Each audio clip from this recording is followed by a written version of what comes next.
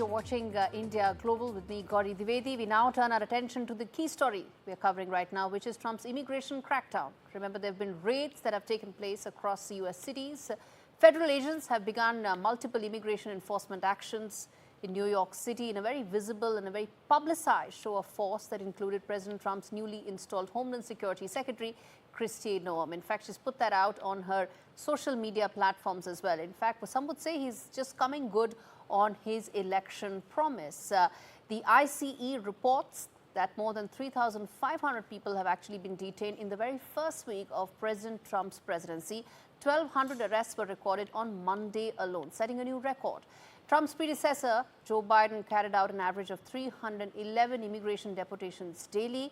This is more than 3 times or 4 times of that. And Trump's operation has already struck other major cities. These are called sanctuary cities: Chicago, Miami, Atlanta, amongst others. The sources say Trump administration is planning to conduct major immigration raids in 3 US cities per week. So he's going to continue this for some time. Take a look. First of all, let's take a look at this report that tells the story in greater detail, and then we come back and also talk to Doug Grant, who is an immigration expert, specialist, with whom we are going to decode what this means for India and some of the other measures, Doug, that Donald Trump has announced through his executive orders. We're going to come back and talk on that, but let's first play this report for our viewers to understand why what Donald Trump is doing is so significant and so important.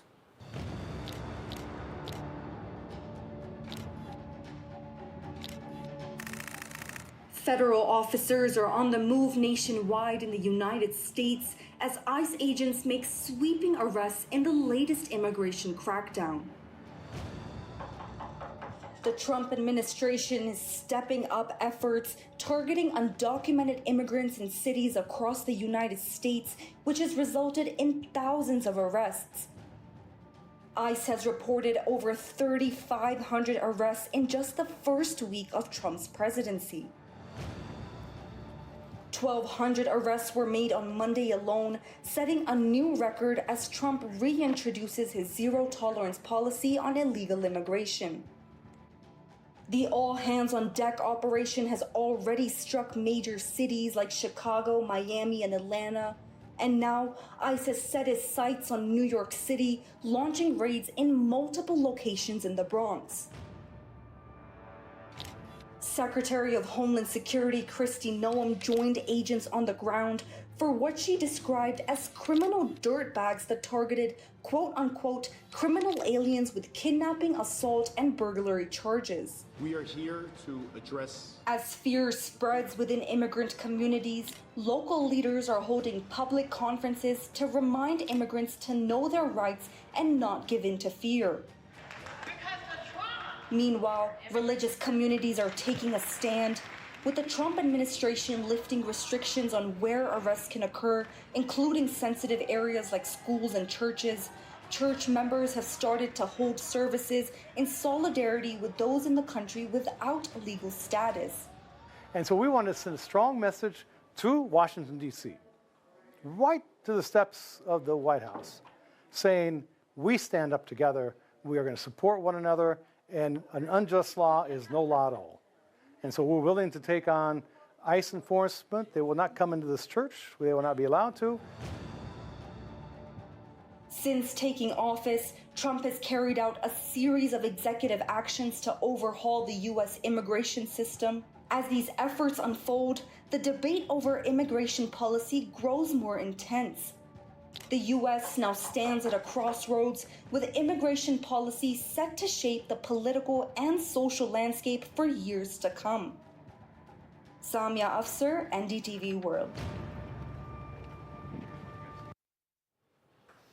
All right, let's now get in Doug Grant, who's a senior advisor of the US Citizenship and Immigration Services, to talk to us about all that's unfolding in the US right now. Doug, it's been a very busy week, some would say, for the immigration services. And before I come to the thorny issues that impact India, whether it's the H-1B or the birthright citizenship, I have to ask you on what's unfolding right now with those ICE arrests that are taking place. How do you see that, the vigor with which all authorities seem to be now cracking down on illegal illegal immigrants in the US?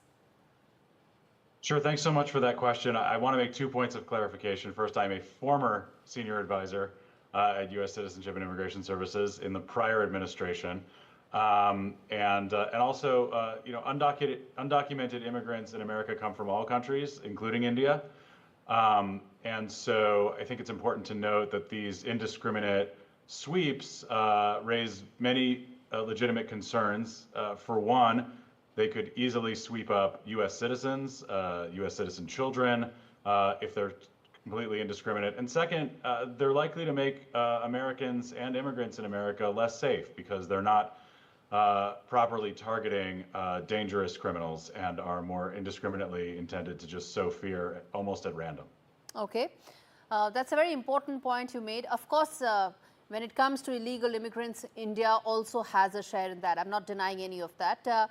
Now, specifically in terms of some of the key measures that Trump administration came out with and the executive orders. Firstly, do you see the policies now getting more stringent, specifically when it comes to restricting immigration across the board? Do you see that now, stricter policy framework being put in place by the Trump administration?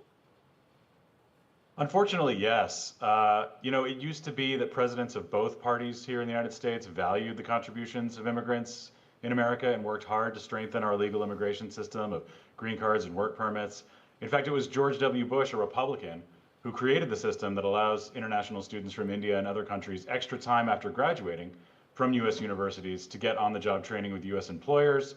Under Barack Obama, a Democrat, we strengthened that program and also provided work authorization for the spouses of H-1B visa holders, mostly from India. But then with Trump's first term came this harsh rhetoric about immigrants from all national origins and all skill levels, and an attempt to harshly restrict immigration. And I'm afraid there's no reason to expect anything different in the second Trump term. Specifically about the H-1B program, it has seen some changes that have taken place, the stricter specialty occupation requirements being one of them. How do you see these changes from an immigrant point of view? Do you see them being very stringent, and also the impact that that could have in terms of students who may want to move from F1 to the H-1B status? Talk to us about this and the impact it will have.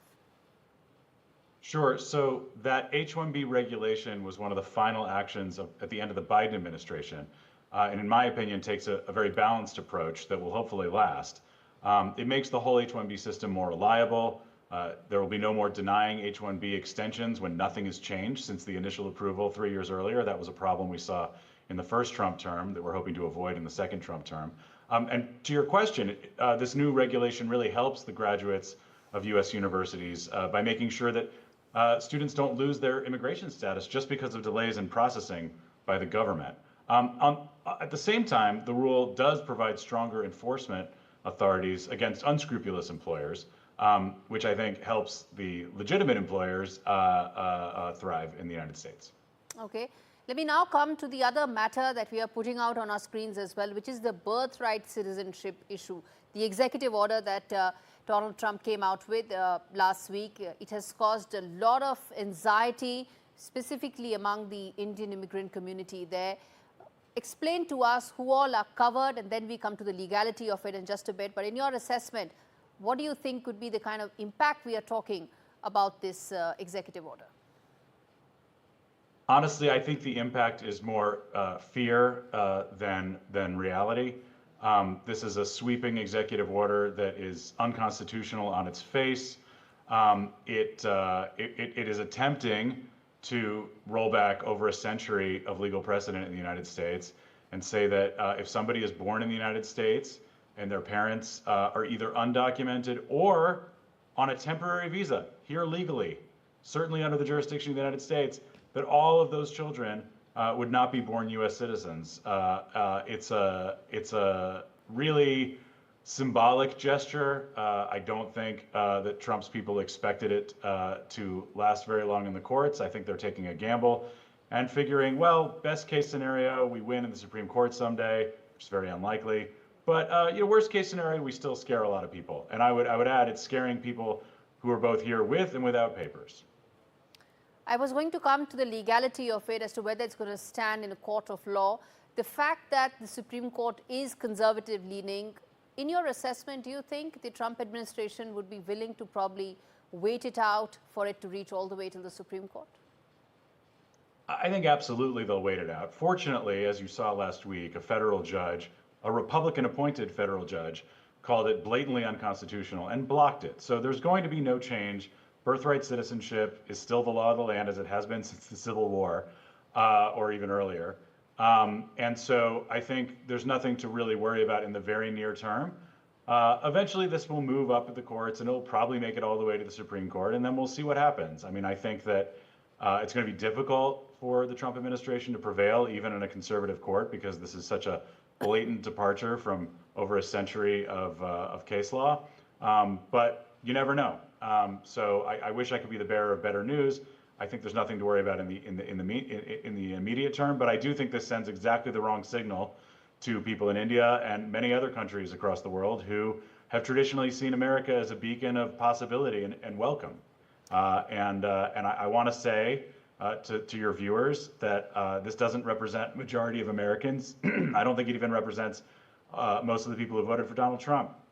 Most Americans recognize the massive contributions that immigrants have always made to our country from India and elsewhere. We need more Satya Nadellas. We need more Indra Nooris. We need countless other Indian Americans who have truly made America great.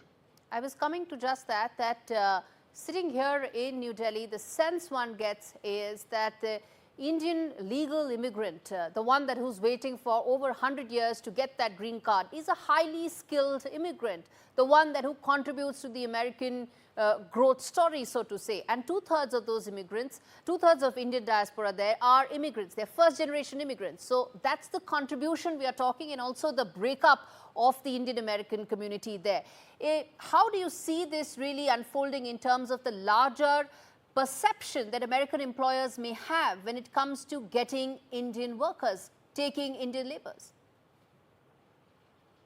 I mean, I don't think it's an issue unique to workers from India. I think that as this administration makes the legal immigration system more difficult to navigate, more unpredictable, sending out more hostile rhetoric, it has an effect on U.S. employers, and they start looking at other countries to open up new offices. They start looking at other countries to tap talent, and it's really a self-inflicted wound that I deeply regret. And lastly, sir, if you were to give a message to the Indian American community right now, what would that be? Because at the beginning of this conversation, you mentioned a lot of this is just driven by anxiety and fear of the unknown, so to say. But what would be your message to a large community in the US, which is highly skilled, punching above its weight in all parameters, but also at the same time feeling that it's being targeted? Because the H-1B whole story started with targeting the Indian American community. I would say the bad news is there is a lot of ugliness in this country. I'd like to believe it's a small minority who are racist against those from India and many other countries, and who are spinning up this hateful rhetoric online and elsewhere. But the good news is that is not most Americans. And I would say to my Indian American brethren here in the United States, whether you're a naturalized citizen or whether you have a green card or whether you've been waiting a long time for a green card, please take heart. This won't last forever. Many of these actions are purely symbolic and are not going to last. They're going to get blocked by courts almost immediately. There's going to be skilled public interest lawyers and other groups who are going to make common cause to try to blunt the impact of these very detrimental orders that really are taking heart at what makes America great. All right, Mr. Doug Rand, former senior advisor at the US Citizenship and Immigration Services. Thanks so much for speaking to me on India Global. Thank you very much.